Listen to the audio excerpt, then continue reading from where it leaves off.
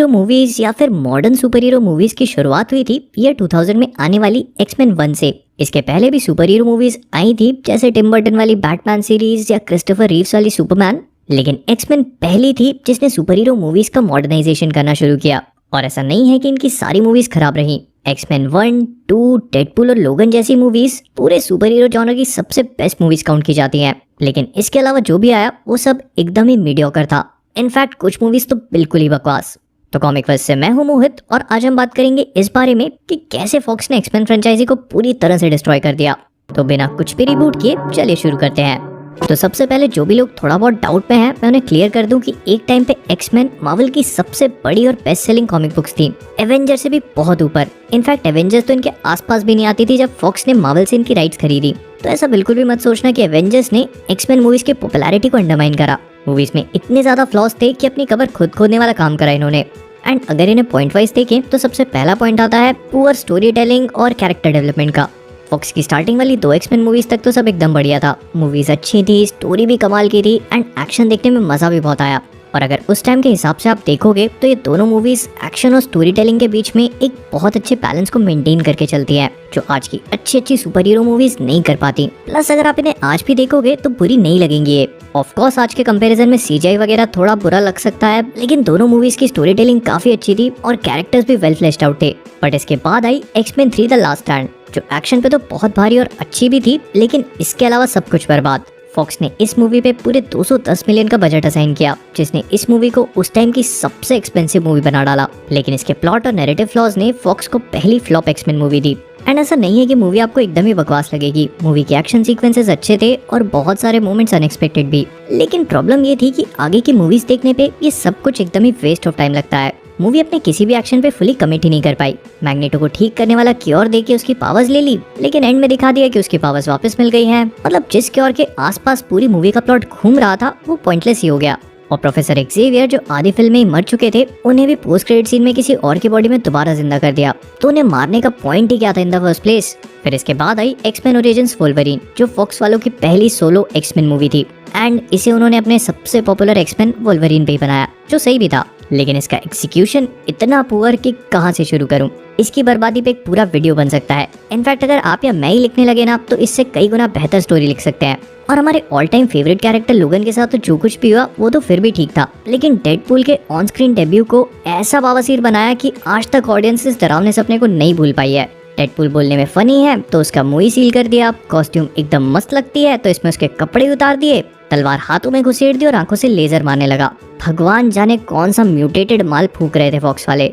एक minute, then again इसे लिखा भी गेम ऑफ थ्रोन्स वाले डीबी वाइस ने है, तो that actually explains a lot.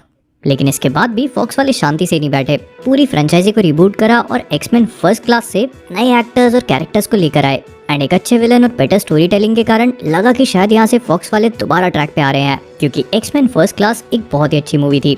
लेकिन फिर आया एक्समैन ओरिजिन्स वोल्वरीन का दूसरा पार्ट, जापान वाला। मतलब क्यों, क्या जरूरत थी? ना कोई खास स्टोरी टेलिंग, ना इंटरेस्टिंग कैरेक्टर्स। क्लियरली मूवी बस ह्यू जैकमैन के फेम पे राइड करने के लिए बनाई गई। अभी भी एंटीवी एक्शन पे आ रही होगी ना तो नहीं देखोगे आप। और फिर इसके बाद फॉक्स वालों को एक और नया आइडिया आया। पुराने और नए, नए जो पुराने टाइम के हैं और पुराने टाइम वाले जो नई मूवी में आए हैं, उन्हें लेके एक मूवी बना दी जाए। देख रहे हो ना कितना कंफ्यूजिंग हो गया है ऑलरेडी। तो डेज ऑफ फ्यूचर पास्ट जो ऑन पेपर एक अच्छी मूवी है, उसका भी एग्जीक्यूशन एकदम बर्बाद। मतलब अगर आपको प्रोफेसर एक्स, मैग्नेटो और मिस्टिक के कैरेक्टर्स पे इतनी रोशनी चमकानी थी तो फर्स्ट क्लास में इतने नए म्यूटेंट्स इंट्रोड्यूस करने का क्या फायदा। फर्स्ट क्लास वाले कैरेक्टर्स बहुत इंटरेस्टिंग थे, बट इस मूवी में उन्हें कास्ट करने के बजाय जबरदस्ती मिस्टिक और वोल्वरीन को घुसेड़ दिया। और चलो लोगन को देखने में तो मजा भी आता है, लेकिन मिस्टिक की तो कोई जरूरत ही नहीं थी यहाँ पे। बस फॉक्स ने सोचा कि जेनिफर लॉरेंस हंगर गेम्स के बाद फेमस हो गई हैं, तो उनके फेम पे भी राइड ही कर लें। ह्यू जैकमैन पे तो कर ही रहे हैं। और जैसे ये कम था तो इसके एंड में हमें एक और रिबूट दे दिया, सारे पुराने कैरेक्टर्स जो नए टाइम के हैं उन्हें वापस लाके। लेकिन ये जेम्स मार्स्टन वाला साइक्लॉप्स या फार्मके जॉनसन वाली जीन या हैली बेरी वाली स्टॉर्म, इनके वापस आने का कोई इंपॉर्टेंस नहीं है, क्योंकि नेक्स्ट एक्समैन मूवीज में दिखने भी नहीं वाले आपको। नहीं, साइक्लॉप्स, जीन और स्टॉर्म अपीयर होंगे, लेकिन उन्हें प्ले दूसरे एक्टर्स करेंगे, तो इनको जिंदा क्यों करा भाई। इतनी तारीफ करते और अभी तक पहला पॉइंट ही खत्म नहीं हुआ है। वीडियो पार्ट्स में बनाना पड़ेगा लगता है। खैर, फिर नेक्स्ट आई एक्समैन अपोकलिप्स, जिसके अंदर ऐसा कोई प्रॉब्लम नहीं थी। इनफैक्ट ये थोड़ा बेटर लगा कि फॉर अ चेंज मैग्नेटो के अलावा कोई और विलन देखने को मिला, नहीं तो सारी मूवीज का विलन वही होता है। बट फाइनली इस मूवी में हमने जीन की फीनिक्स पावर को एक्टिवेट होते देखा, पूरी फ्रेंचाइजी में दूसरी बार। एक मिनट, ये मूवी तो प्रीक्वल है एंड ये वाला काम तो एक्समैन लास्ट स्टैंड में कुछ सालों बाद होना चाहिए, तो फिर ये अभी कैसे हुआ? ओह, डेज ऑफ फ्यूचर पास्ट के बाद सब कुछ रिबूट हो गया, तो ऐसा समझ लो कि वो शुरू वाली 3 मूवीज एग्जिस्ट ही नहीं करती। अच्छा ठीक है, फिर इसके बाद वाला पार्ट एकदम परफेक्टली टाइटल भी था एक्समैन डार्क फीनिक्स, क्योंकि जीन की फीनिक्स पावर जाग गई है ना। लेकिन एक मिनट, इस पार्ट में उसे अलग पावर मिली जो असली फीनिक्स है, तो वो अपोकलिप्स के एंड में जब इसकी पावर्स जागी थी तब जलती हुई चिड़िया क्यों बनी? ये इनका एक्समैन ओरिजिन्स वोल्वरिन के टाइम वाला नशा भी तक चालू ही था क्या? फिर इसके बाद नेक्स्ट पॉइंट, मतलब दूसरा पॉइंट आता है टाइमलाइन इनकंसिस्टेंसीज का। मतलब फॉक्स वालों ने सीरीज को इतनी बार हार्ड और सॉफ्ट रिबूट देकर अपने साथ साथ ऑडियंस के भी दिमाग को ऐसा कमजोर किया है ना कि क्या बताऊं। अगर फॉक्स के हेड से भी ये पूछा जाए ना कि डेडपूल को जब वोल्वरिन ओरिजिन्स में ही मार दिया था तो वो दोबारा अपनी सोलो मूवी में जिंदा कैसे हुआ, तो पक्का वो भी घुटने टेक देगा। या फिर 2 अलग अलग मोयरा मैक्टागर्ट क्यों है, या beast, mistake, magneto, professor x, कोई भी मूवीज की टाइमलाइन में 30 साल आगे जाने के बाद भी बुढ़ा क्यों नहीं हुआ? बीस्ट तो और जवान लग रहा है यार। इनके अलावा भी टाइमलाइन में इतनी गलतियां हैं कि गिनती में अपने सिर के बालों को टक्कर दे दे। फिर नेक्स्ट पॉइंट है एक प्रॉपर विलन ना होने वाला। Don't get me wrong, magneto किसी भी एंगल से एक बुरा विलन नहीं है। इनफैक्ट वो तो सुपर हीरो मूवीज की हिस्ट्री के सबसे बेस्ट विलन्स में से एक होगा। लेकिन इसका मतलब ये नहीं है कि हर फिल्म में वही बैड गाय बने। जितनी भी एक्समैन मूवीज में मैग्नीटो अपीयर हुआ है, हर एक में उसने बैड गाय का रोल प्ले किया ही है, इधर डायरेक्टली या फिर इनडायरेक्टली।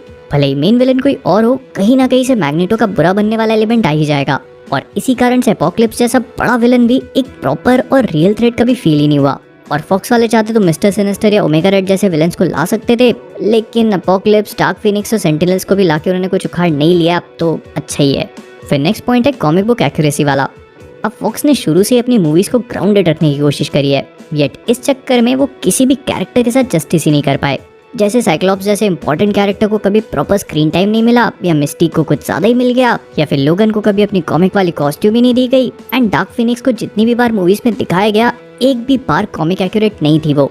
और शायद अगर वो थोड़ी बहुत कॉमिक बुक अप्रोच लेते तो डार्क फीनिक्स सागा को एक्सप्लोर करने के लिए स्पेस में जा सकते थे, एंड ऐसे करके हमें कुछ नया स्पेस एडवेंचर देखने को मिलता। लेकिन हर बार का वही घिसा पेटा म्यूटेंट्स का identity crisis and human being से लड़ाई। एक्समैन 1, 2, 3 का सेंट्रल प्लॉट यही था। फिर first class, days of future past और अपोकलिप्स में भी वही ह्यूमंस वर्सेस म्यूटेंट वाली थीम उठाई। मतलब थोड़ा बहुत प्लॉट ऊपर नीचे हो जाता है, लेकिन डीप डाउन कहानी वही होगी। एक म्यूटेंट है जो ह्यूमंस को मारना चाहता है, या एक ह्यूमन है जो म्यूटेंट्स को मारना चाहता है, एंड प्रोफेसर एक्सेवियर के एक्समैन उसे ऐसा करने से रोकते हैं। बस किसी में विलन चेंज हो जाएगा, किसी में टाइम ट्रैवल डाल दिया, या किसी में कॉस्मिक फोर्स दिखा दी। It is very sad to see कि फॉक्स की एक्समैन मूवीज ने इतने सालों में कुछ भी नया नहीं किया। पर चलो ठीक है यार, मैंने बुराई कर दी, इसका मतलब ये नहीं है कि मूवीज एकदम ही अच्छी नहीं थी। हाँ, इनके अपने फ्लॉस हैं, वो भी बड़े बड़े, लेकिन फर्स्ट क्लास, डेडपूल और लोगन जैसे मास्टरपीसेस भी इसी फ्रेंचाइजी से निकले हैं। और हम ये बात भी डिनाई नहीं कर सकते कि ये मूवीज हमारे बचपन का एक बहुत बड़ा पार्ट रही, और ये सारे कैरेक्टर्स एंड इन्हें प्ले करने वाले एक्टर्स भी एकदम सुपर्ब थे, चाहे वो सर पैट्रिक स्टीवर्ट और सर इयान मैककेलन, या फिर जेम्स मैकअवॉय और माइकल फासबेंडर हो। ये बात तो माननी पड़ेगी कि फॉक्स ने कास्टिंग के मामले में चॉइसेस एकदम परफेक्ट करी, एंड क्विकसिल्वर की स्लो मोशन सीक्वेंसेस इन सारी एक्समैन मूवीज की सबसे बड़ी हाइलाइट्स हैं। टाइम में तेज मूव करने को भी इतने यूनिक और धांसू वे में दिखाया जा सकता है, मैंने कभी सोचा तक नहीं था। और सबसे बेस्ट, हमारा मोस्ट फेवरेट वोल्वरिन भी इसी फ्रेंचाइजी से निकला है, जिसे ह्यूज जैकमैन ने इतना ऑसम तरीके से प्ले किया है कि अब हम किसी और को इस रोल में इमेजिन ही नहीं कर सकते।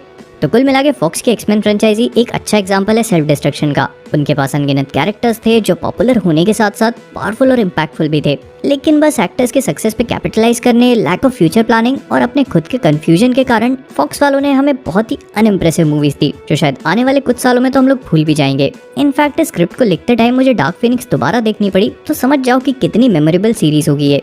बट आई जस्ट होप कि घर वापस लौटने के बाद मार्वल वाले इनका बेहतर तरीके से यूटिलाइजेशन कर पाएं और फ्यूचर में हमें इनसे बेटर एक्समैन मूवीज देखने को मिले। बेटर नहीं, बहुत बेटर।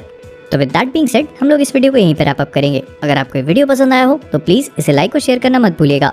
अब मुझे पता है कि आप में से बहुत सारे लोग ऐसे होंगे जो मेरे इस वाले ओपिनियन से डिफर करेंगे, क्योंकि बहुत सारे लोगों को एक्समैन मूवीज बहुत पसंद है, मुझे भी पसंद है। बट मैंने सिर्फ इसी बारे में बात करी है कि फॉक्स वालों के पास क्या था और उन्होंने उसे कैसे यूज किया है। उनके पास पोटेंशियल एवेंजर्स मटेरियल था, बट एंड तक आते आते एक्समैन मूवीज ऐसी बन गई कि उन्हें देखना या नहीं देखना, इसके बारे में भी हम लोग सोचने लगे। तो आप अंदाजा लगा लो कि फॉक्स ने एक्समैन के साथ कितना बुरा काम किया है। एंड ये वाला वीडियो बस इसी थॉट प्रोसेस पे है। हो सकता है कि आप में से बहुत सारे लोग मेरी इन बातों से एग्री ना करें, तो अगर एग्री नहीं करते हो तो ऐसे बहुत ज्यादा गाली वाली मत देना, बस ऐसे बोल देना कि हाँ मैं एग्री नहीं करता तुम्हारी बातों से और तुमने बहुत